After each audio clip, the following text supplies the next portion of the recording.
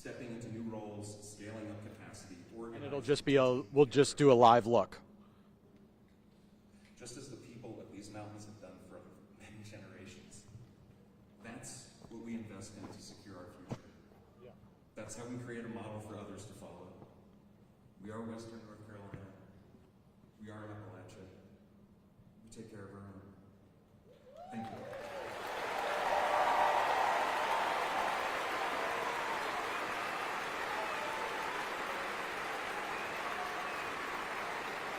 Up next, please welcome Hannah Drummond. She's a registered nurse at Mission Hospital here in Asheville. She's a member of National Nurses United. Thank you so much.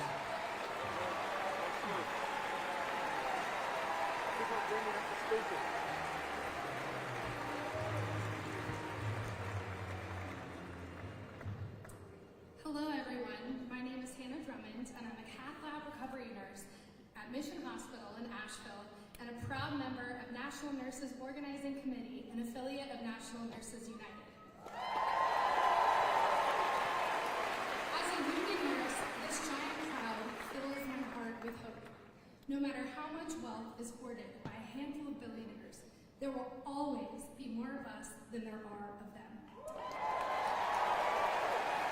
I want all of you to carry hope forward. So let me remind you what our solidarity can accomplish. In 2019, my facility was bought by HCA, the largest, wealthiest hospital corporation in the world. HCA's co-founder, Thomas Frist, is one of the world's 100 richest men. And CEO Sam Hazen has a net worth of $413 million. With pockets that deep, our community hospital could have been upgraded, but staffing and equipment were gutted and patient care conditions got worse. It is exactly what is happening in our country right now. Billionaires are enriching themselves by cutting corners on working people. Nurses weren't going to just let HCA maximize profits at our patients' expense. So in 2020, at the height of COVID, despite massive union busting, in a state where this was supposed to be impossible, we had a union election and we won.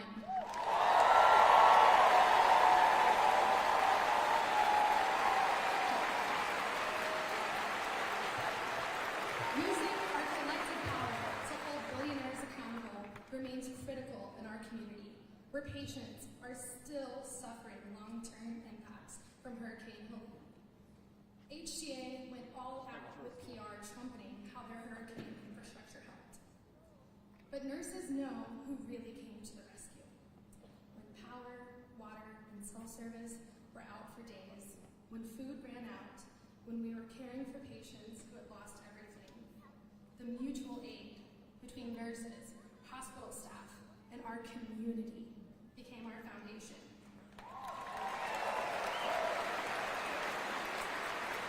A colleague of mine found an open grocery store, brought a grill, and cooked for us.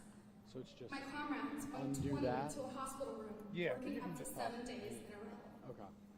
Then just a few days after the storm, my union colleagues and I flew to Florida when our own lives were still upended to protect our patients by settling a strong union contract. Our union Yes. deployed volunteer nurses to Asheville to provide free community care. One of our union presidents came here and worked 18 night shifts in a row. You know what HCA did in the aftermath of Helene? Fought us about whether nurses deserved disaster pay. We need elected officials to take strong climate action now, while also ensuring people everywhere are as healthy as possible so when extreme weather strikes. Because Helene showed us that nowhere is safe. But that's not what's happening. The Trump administration is slashing FEMA, rolling back I had no idea. and gutting Medicaid, so that many rural North Carolina hospitals face closure and more than 600,000 patients face healthcare loss. Nurses nurses and our allies have been fighting back. We went so hard on Republican Senator Tom Tillis that he voted no on that big bad billionaire bill and is not seeking re-election.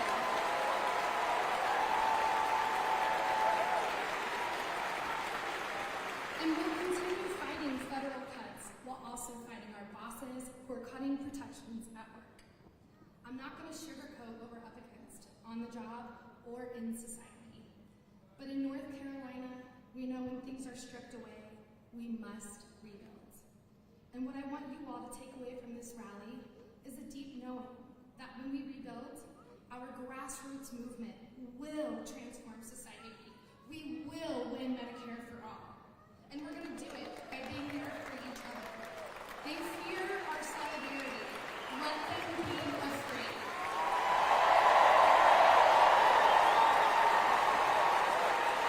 If you refuse to be divided, make some noise!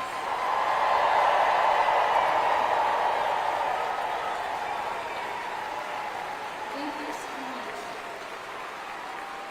I'd like to introduce our next speaker, Bishop William Barber. This guy's going to be last, I think.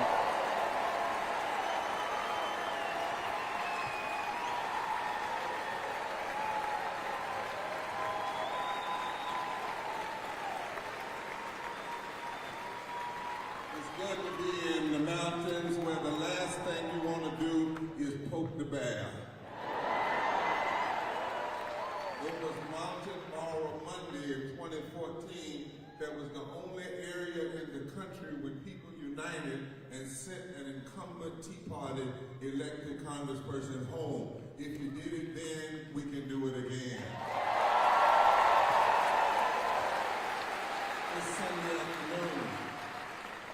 In the Bible, there's a verse that says we wrestle not against flesh and blood, but against principalities and power. We're doing that now. And also is a word in there in Ian, be ready to change the plan. We must speak the truth in love. It was written by a preacher who was in jail for nonviolent action and civil disobedience against the greedy and mean authoritarian regime of his day. That regime insisted that everyone say Caesar is Lord. He had gold blonde hair and loved to put his name on buildings. But Paul would not bow. That the Christians refused to bow. They went to jail. They were thrown to the lions for their resistance. But they still insisted that the way to fight back was to speak the truth in love. I've come here today to declare this same message in this moment. We must be a love army to fight the hate that has been unleashed by Trump's regime. We must be a truth army to challenge the lies. And we must be a nonviolent army of we the people who refuse to bow down or back away from challenging the greedy rich, the greedy politicians, the greedy mega Republicans who are hell-bent on ruining this democracy.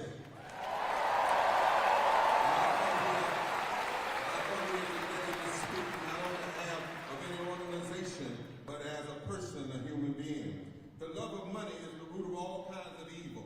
And we must be clear, this that we are seeing is about greed. It is about greed and the shifting demographics of this country when by 2030, 35, no particular race will have a majority, and they are scared that black folk and white folk and Latino folk and Asian folk will get together with native folk, and we ought to make sure that their fear is realized.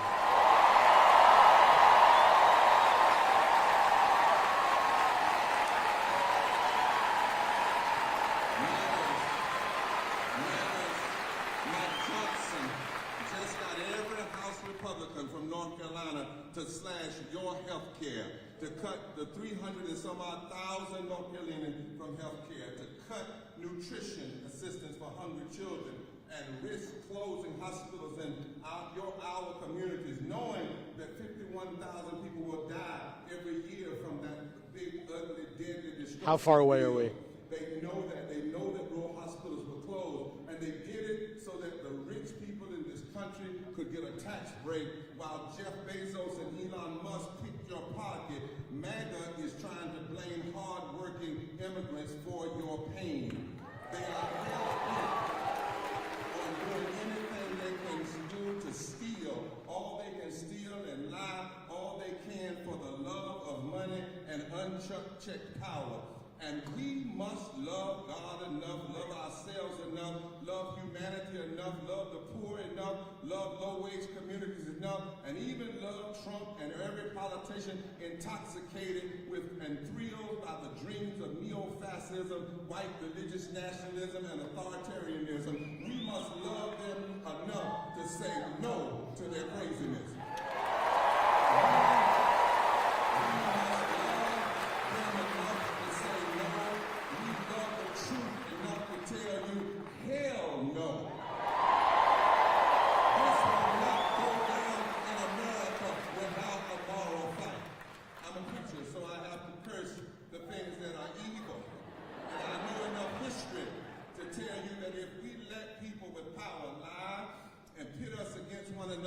While they take all they can, there will be hell to pay for all of us.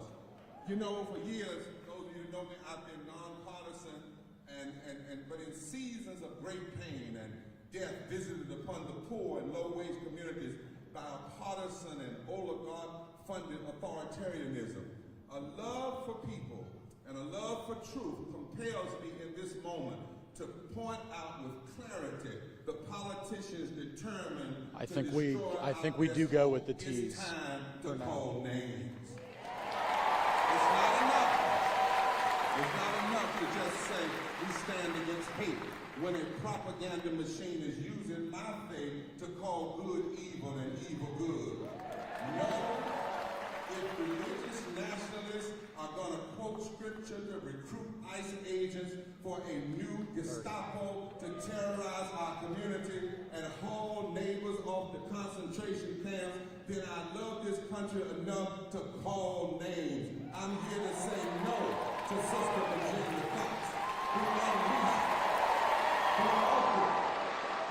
who ushered the big deadly destructive deal through the House Budget Committee. I'm here to say no to Addison McDowell and David Rusha and Richard Hudson and Pat Harrington and Chuck Edwards and Greg Murphy and Tim Moore. Thousands waiting to hear from Vermont Senator Bernie Sanders on the latest leg of his Fight Oligarchy tour. We will tell you what is in store in just a minute. Say no to my fellow preacher, Mark Harris, who has given up the gospel of our Lord Jesus Christ and picked up Christian nationalism, which is nothing but heresy by another name.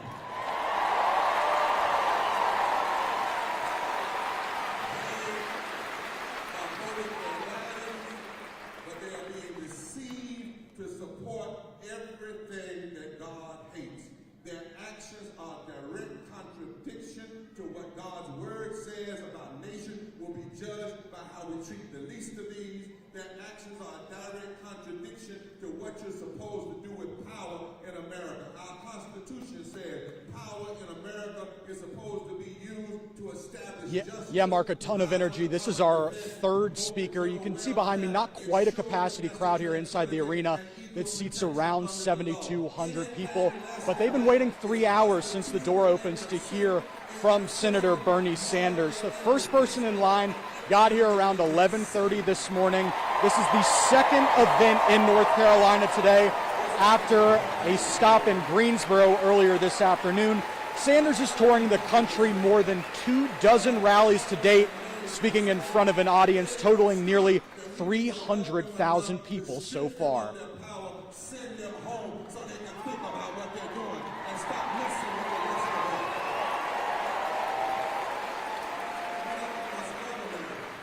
Love North Carolina and love the South enough to tell the truth.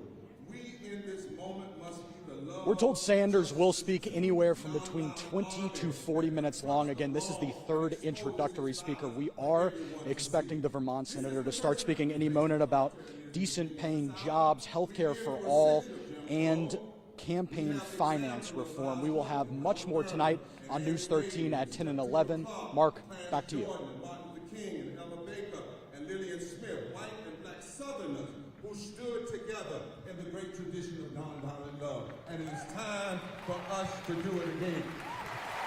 And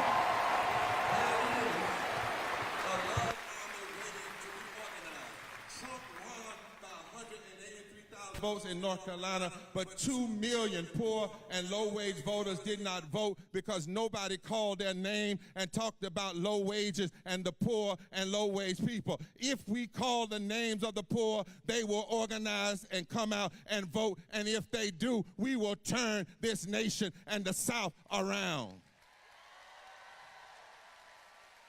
When politicians wake up and all they can think to do is hurt people, we must love them enough to say no. When they vote to take 15 million people's health care and condemn thousands to death, we must love them enough to vote them out of office and send them home so they can't hurt anybody else. When Trump and his MAGA minions act like they don't believe in establishing justice, they don't believe in promoting the general welfare, but instead they believe in injustice and the welfare of a few, we must love them enough to stand in their way, put our bodies on the line, and say no, not now, not ever. Love is not passive. Love must say no. No to greed controlling, no to lies, no to voter suppression, no to stealing House seats in the next year's midterms so you can hold on to power when people are against you. No to scapegoating immigrants and snatching them off the street. No to concentration camps here in our own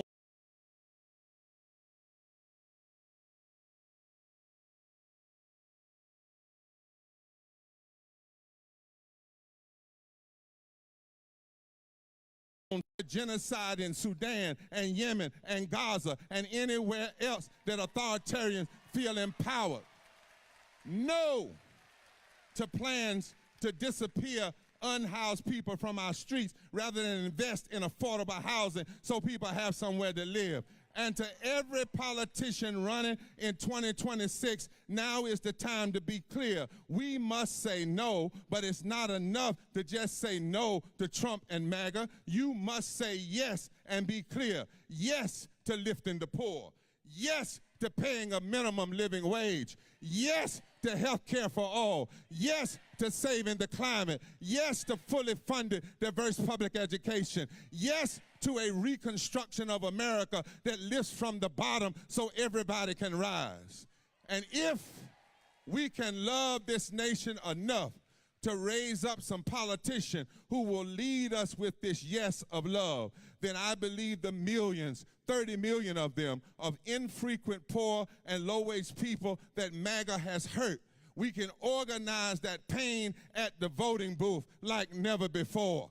It's time for the Love Army and the Truth Army and the Justice Army and the Nonviolent Army to rise, and I'm signing folk up today. We have the power. We have the power for poor and low-wage people to be the revival and the cornerstone of a new movement in America. It's time to speak the truth in love. It's time, if you love the promises of liberty and justice for all, if you love the vision of a nation of people for the people and by the people, if you love the best of what we've been when we've come together and pushed toward a more perfect union, if you love your neighbor and even your enemies enough to believe that a better future is possible, then it's time to stand together, because love is not passive. It's time to say no, hell no to the madness, and yes to a new reality. It's time to rise up as an army of justice, of love. In the church where I was raised, we used to sing a song that says, I'm on the battlefield for my Lord, and I promised him that I would serve him till I die. I'm on the battlefield for my Lord. Can I go to church for just a second? Are you on the battlefield for love?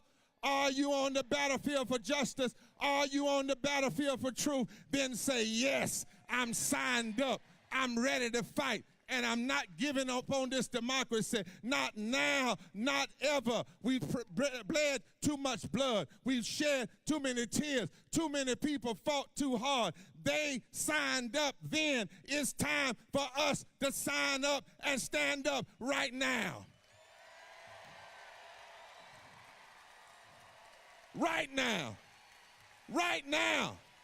Let the Love Army rise. Let the Truth Army rise. Let the Justice Army rise.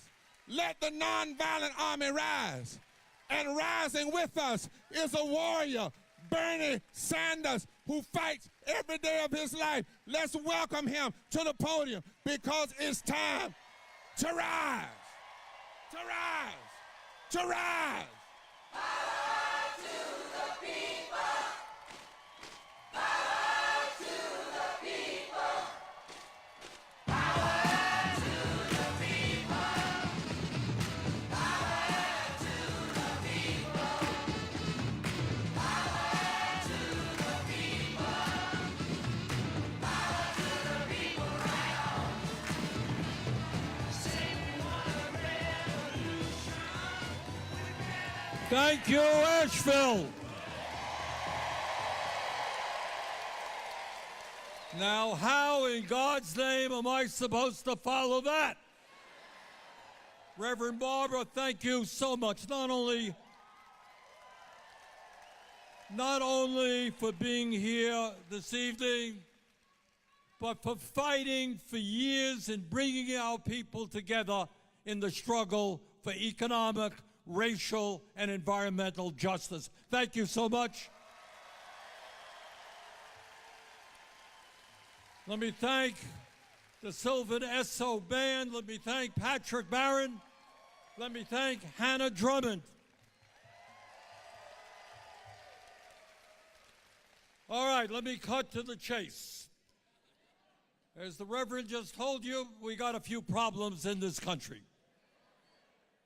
But as he also told you, if we stand together and do not allow Trump and his minions to divide us up based on the color of our skin or where we were born or our sexual orientation or our religion, if we stand together, we can defeat oligarchy, we can defeat authoritarianism, and we can create a nation and a government that works for all.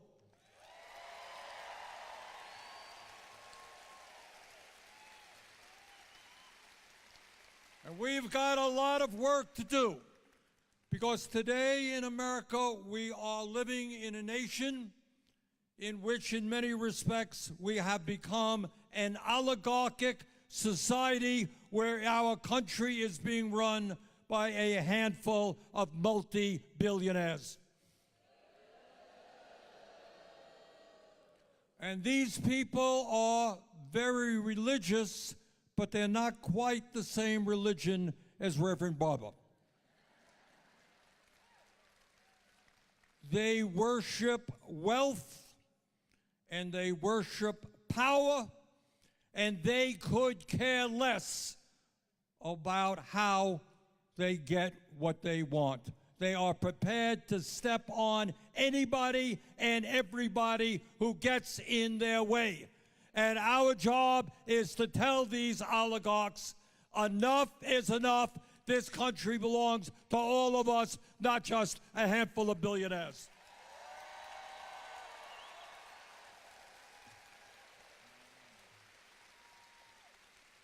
Today in America, we got more income and wealth inequality than we've ever had. If you can believe it, you got one guy, Mr. Musk, owns more wealth than the bottom 52% of American households. Can you believe it? I mean, it's really hard to imagine that we have evolved into the kind of society one man owns more wealth than the bottom half of America. You got the top 1% owning more wealth than the bottom 93%. You got the CEOs of large corporations making 350 times what their workers make. And it's not just income and wealth inequality that we have today in terms of oligarchy. You got more concentration of ownership in sector after sector. You got a handful of large corporations determining what is being produced, what you pay, how they treat their workers. You have, in addition to that, you have more concentration of ownership in media. Why do you think the American people don't discuss the important issues facing the working class of this country? It has everything to do with the fact that you have 6 major media conglomerates that own and control what 90% of the American people see, hear, and read. And these guys are smart. What they want to do is to make sure that you do not discuss the important issues facing America. You got Elon Musk owning Twitter. You have Larry Ellison, the second wealthiest guy in this country. He just purchased Paramount, which owns CBS. You got Jeff Bezos, the 4th wealthiest guy, owning the Washington Post and Twitch. You got Mark Zuckerberg, who owns Instagram, Facebook, and WhatsApp. You got Rupert Murdoch. You all know who Rupert Murdoch is? He's a right-wing billionaire. He owns Fox, the Wall Street Journal, the New York Post, HarperCollins, and right-wing media throughout the world. Billionaires own and control virtually every major newspaper and radio network in the country. That is the country that we are living in, and that is the country that we are going to change.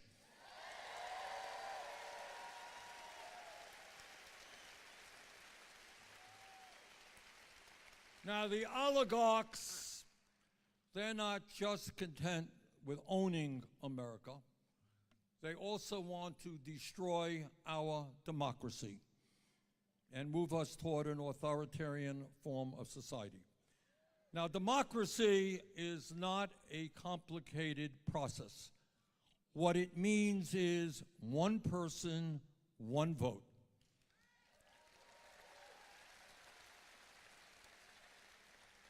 But ever since the disastrous Citizens United Supreme Court decision,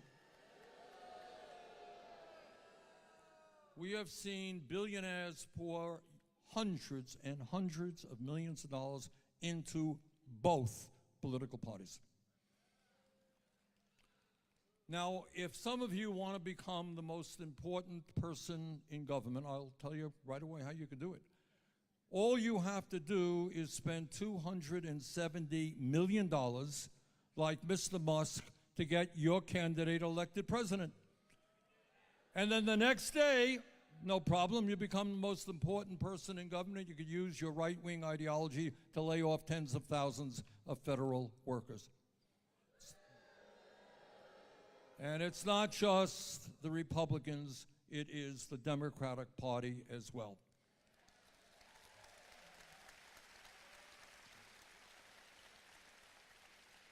So at the top of our list, if we're going to retain and expand democracy in America, we got to overturn this disastrous Citizens United Supreme Court decision and move to public funding of elections.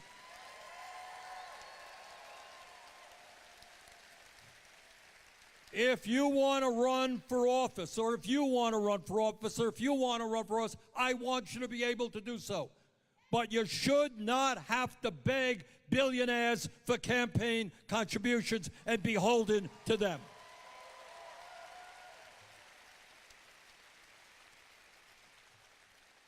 So you're living in a country where the people on top have never had it so good. But what else is going on in America? Well, we got 2 worlds. One, billionaires doing great. The other one, middle class, working class, low income people, not so good. Today, in the richest country, again, this is almost unimaginable.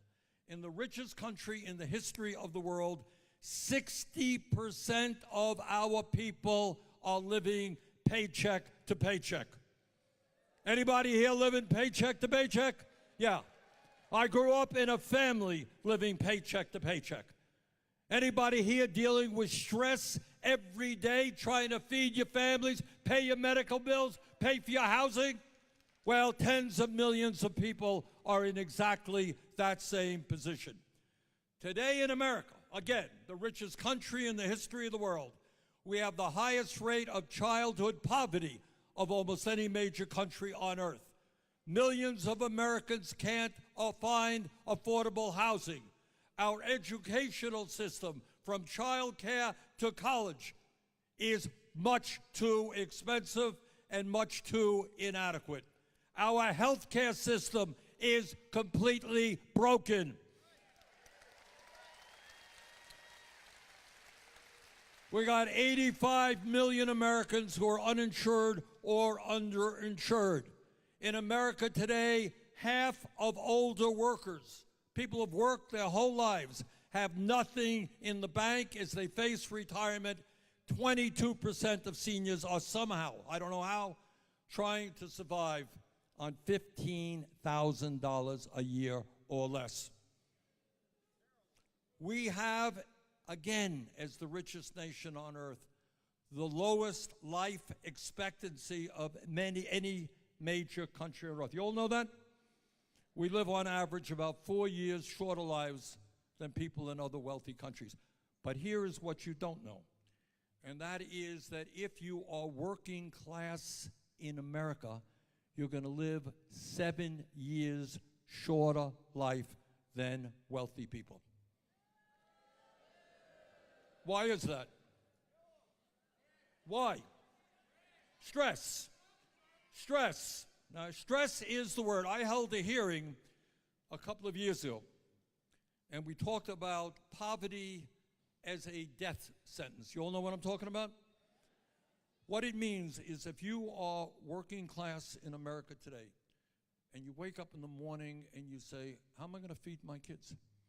Is the landlord going to raise the rent? And if he does, how am I going to pay it? Where am I going to go? Because there's no affordable housing in the community. What happens if my mom gets sick and needs prescription drugs that she can't afford, or my kid gets sick?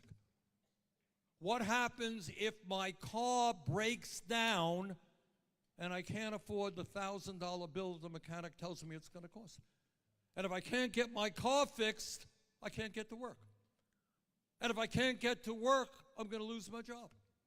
And if I'm going to lose my job, what happens to my family?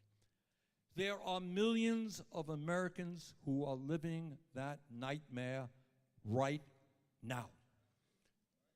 And in the richest country on earth, that is totally wrong and unnecessary.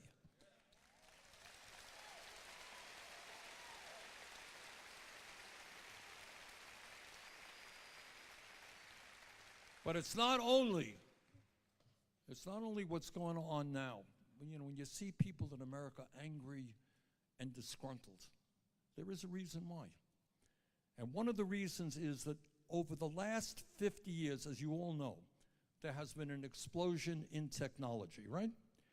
Every worker in America is far more productive, producing a lot more than that worker did 50 years ago. Now, one might think that with all of that increase in worker productivity, workers would be making more money, right? Wrong. Because over the last 50 years, real inflation accounted weekly wages for the American worker have gone down. There was a study that the Rand Corporation did, and it said that during that same period of time, there was a $75 trillion redistribution of wealth going from the bottom 90%, you all, to the top 1%.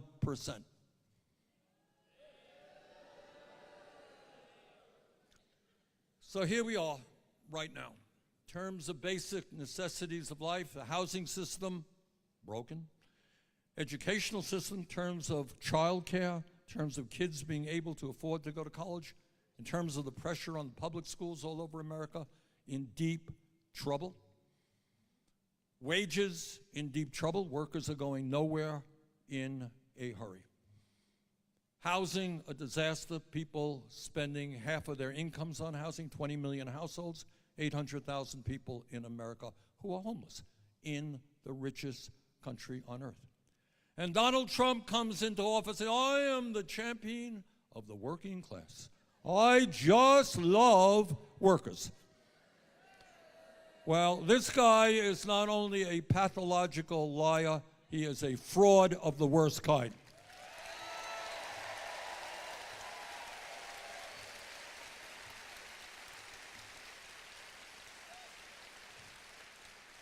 When Trump campaigned for president, I don't recall him telling his supporters that he was going to give $1 trillion in tax breaks to the top 1%.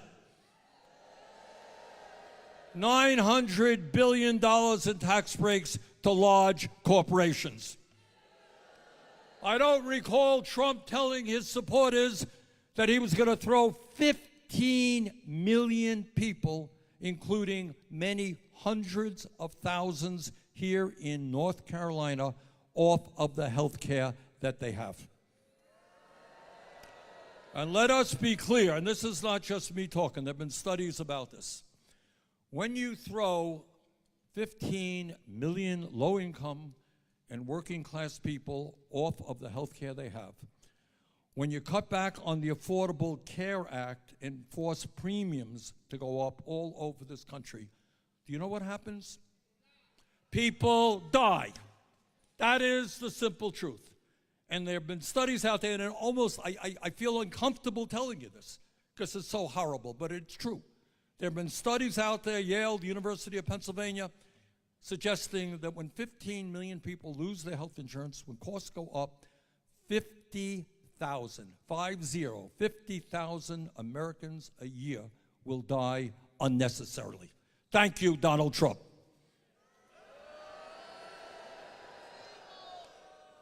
Trump did not campaign on taking free school meals for up to 16 million kids away from them. He did not campaign on doubling or tripling monthly student loan payments for millions of Americans who are already drowning in debt. But it's not just his big, beautiful bill. Trump did not tell his supporters that he was going to shut down Social Security field offices all over America, making it harder for the elderly and the disabled to get the benefits that they have paid for. He did not tell the veterans of this country who put their lives on the line to defend us that he was going to throw 83,000 employees in the VA out of their jobs, which means worse health care for our veterans. He didn't tell the American people that he was going to impose a $50 billion a year voucher program on America, which will go a long way to destroy public education in America. He didn't tell the American people that they were going to have to pay substantially higher prices because of his absurd tariff policies.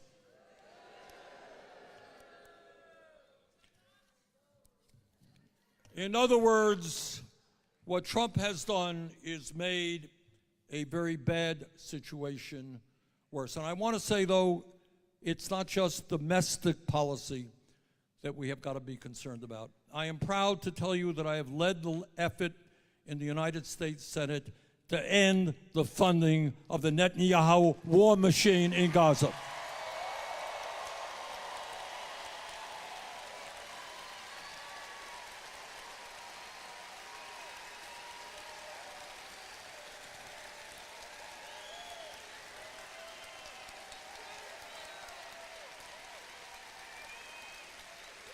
It is not acceptable to me or the overwhelming majority of Americans, whether you're Democrat, Republican, or independent, that in Gaza right now, 60,000 people have been killed, mostly women, children, and the elderly. 140,000 have been wounded, mostly women, children, and the elderly. Entire infrastructure, schools, healthcare systems, wastewater plants, water plants have been destroyed, and now, with U.S. taxpayer money, children are being starved to death. Not acceptable. We've got to change that.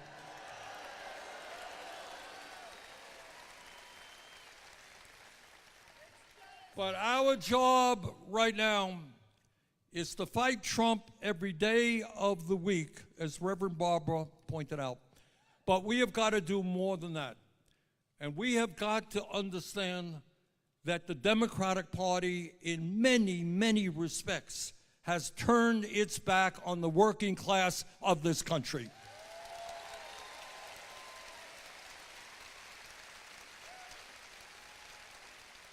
And if Democrats want to win elections, they're going to have to stop taking money from billionaires and start responding to the needs of working people.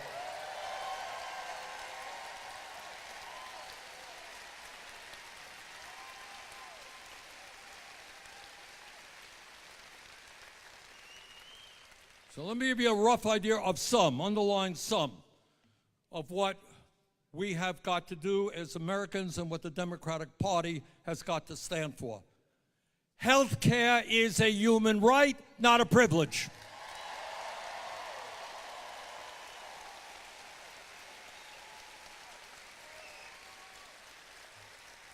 The function of a rational health care system in a democratic society is not to make hundreds of billions in profits for the drug companies or the insurance companies. It is to provide quality care as a right to every man, woman, and child.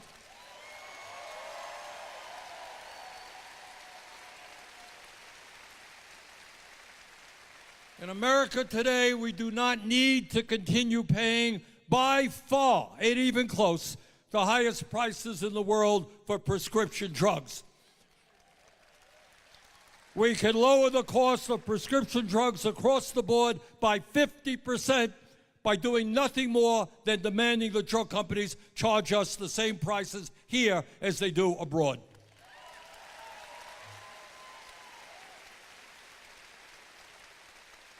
Let me tell you something else that we've got to do. I hear politicians talking about how much they love America. If you love America, you love the future of America, and that is our children.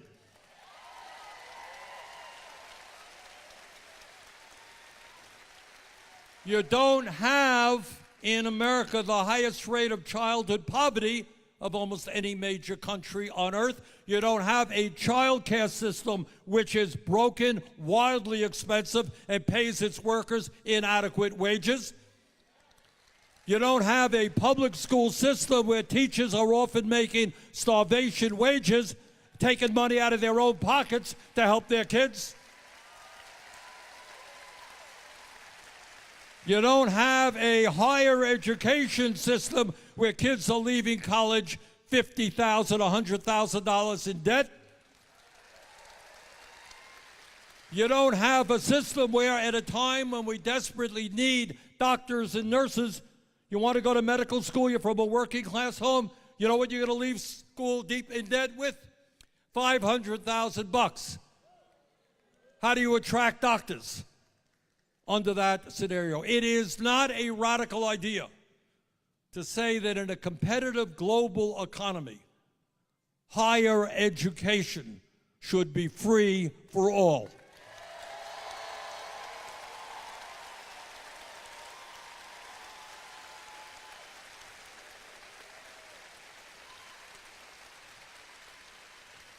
A long time ago, working class people fought to create public education in America. They said, you know, we don't want our kids just working in factories and the fields and in farms. They need an education. And they fought and they got public education free from first grade to 12th grade. You know what? The world has changed a little bit in the last 150 years. There is absolutely no reason why our public colleges and universities should not be tuition free.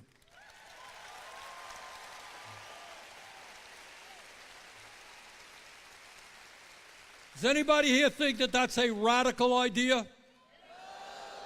There are countries around the world who already are doing that and have done it for years. They understand that if they want a strong economy, they want a strong democracy, they got to have the best educational system for their kids. They can do it. We can do it.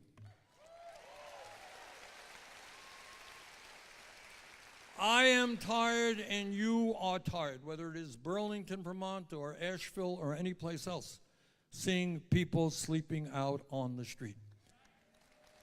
Instead of raising the military budget, and by the way, the Pentagon has not undergone a successful independent audit for years. Massive waste and fraud in the Pentagon. Instead of giving them this year another $150 billion in increase, we're spending $1 trillion on the Pentagon right now, more than the next 10 nations combined. Maybe instead of putting more money into the Defense Department, how about building 5 million units of low-income and affordable housing?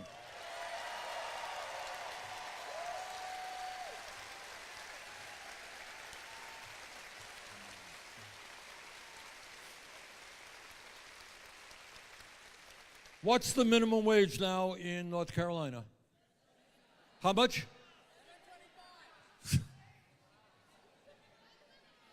You know, it really would be funny if it weren't so pathetic. All over this country, and you know, I go all over this country and I talk to people. I was talking to people yesterday in West Virginia. Well,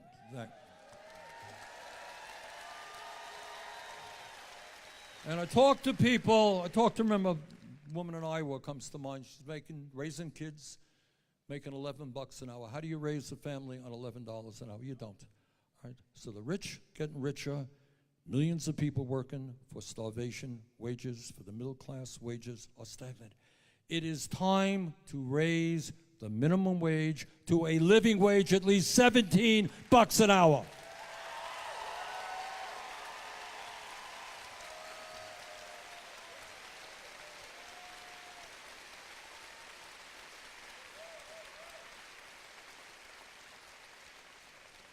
We are, as I recall, one of 2 nations in the entire industrialized world that does not guarantee paid family and medical leave. So what happens today? Kid gets sick. Mom has to make the choice, do I stay home with my child and not go to work and maybe get fired, or do I go to work and leave my kid who's sick unattended at home? That is not a choice any mom or dad in America should have to make. We should not be the last bloody country on earth to guarantee paid family and medical leave. There are millions of seniors who are struggling today. We don't talk about it very much. We have the highest rate of senior poverty of almost any major country on earth. And just think about it. These are the folks who not only raised us, they not only built our economy, they fought in our wars. They are our heroes and heroines.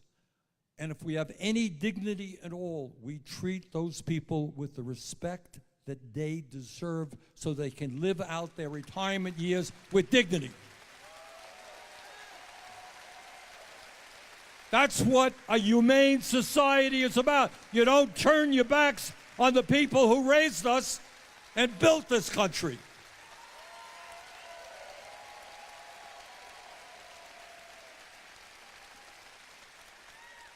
Now, there are some Republicans who actually want to cut Social Security. Well, we're not going to let them cut Social Security. We are going to expand Social Security benefits.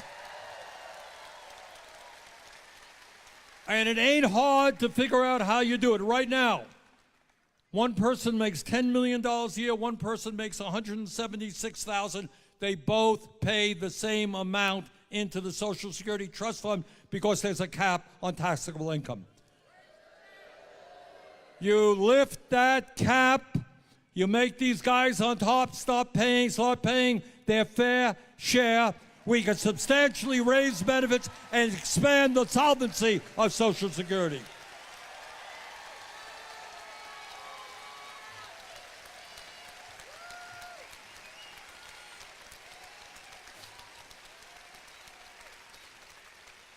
Now, for the young people here, some of us older people know this, but for the young people here, you may not know that there was once a time, not so many years ago, that if a worker worked for a company for a number of years, he or she had a defined benefit pension plan. You know what that is? That means as part of your work life, when you leave the job and you retire, you know the retirement benefits, the pension that you are going to have. We used to have it. Corporate America, by and large, took that away from most American workers. Think about what it will mean to workers in this country to know that in addition to a strong Social Security system, they have a defined benefit pension plan.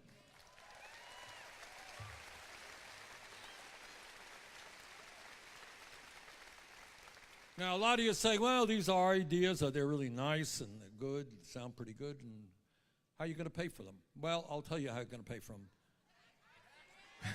Gee, you took the words right out of my mouth. You know, maybe I'm wrong, but when Mr. Musk is worth some $400 billion, and some of his other friends are worth a few $100 billion, and we've seen an explosion of billionaires, and when in many instances these billionaires pay an effective tax rate lower than a truck driver or a nurse, you know what? The time is now to say, guess what, oligarchs? You're going to pay your fair share of taxes.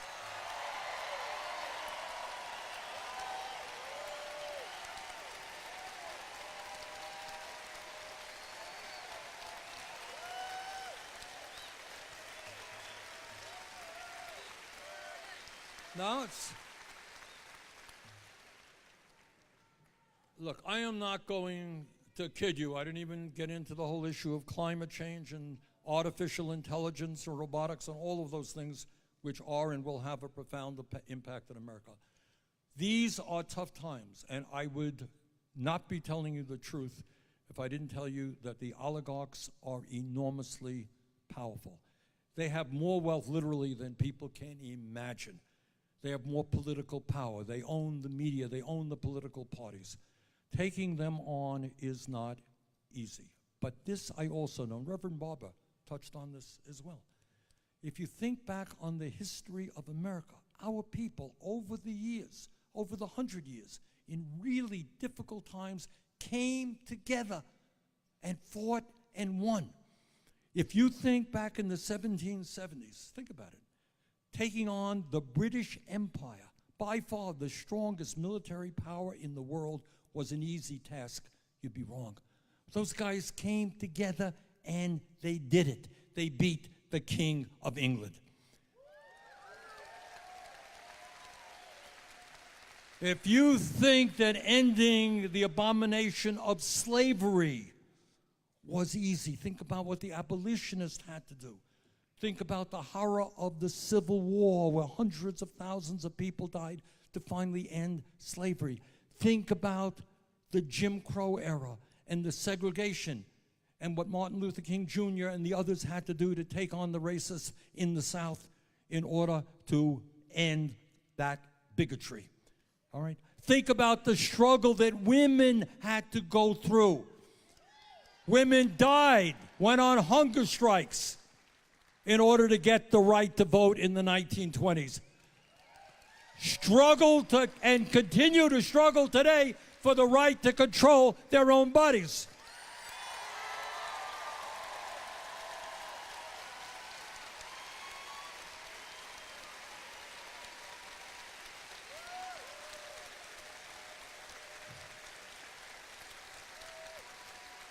When I was a kid a few years ago, nobody I knew, no fellow student of mine that I can recall, ever acknowledged being gay. They were gay, but no one acknowledged it. But the gay community and their straight allies against really formidable hatred and opposition stood up and said that in America, people, regardless of their sexual orientation, have the right to love whomever they want.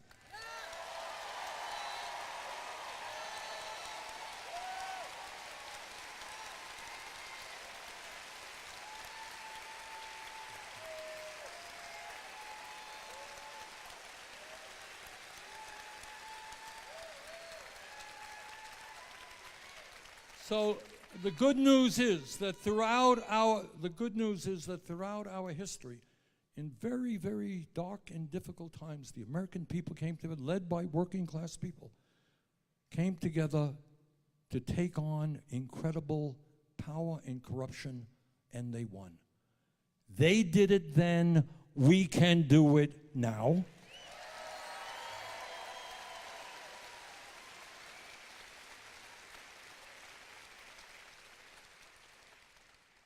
In the middle of the Civil War, Abraham Lincoln went to Gettysburg a few days after that battle where tens of thousands of soldiers died trying to end slavery in America.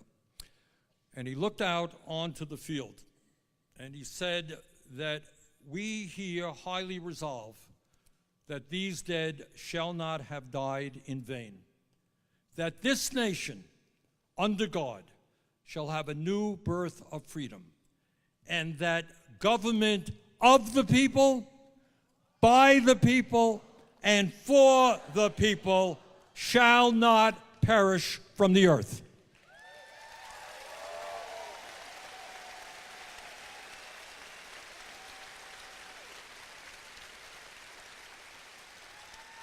Trump and his friends believe in a government of the billionaire class, by the billionaire class, and for the billionaire class. And that is not what millions of Americans fought and sometimes died for. So, brothers and sisters, in this difficult moment in American history, in this unprecedented moment, we have got to respond in an unprecedented way. We need you. You can't sit it out. Sorry, I know it's tempting. You can't put your head over your covers over your head. We need you to join us in the struggle. Now, I don't have a PhD in mathematics, but I do know that 99% is a hell of a bigger number than 1%.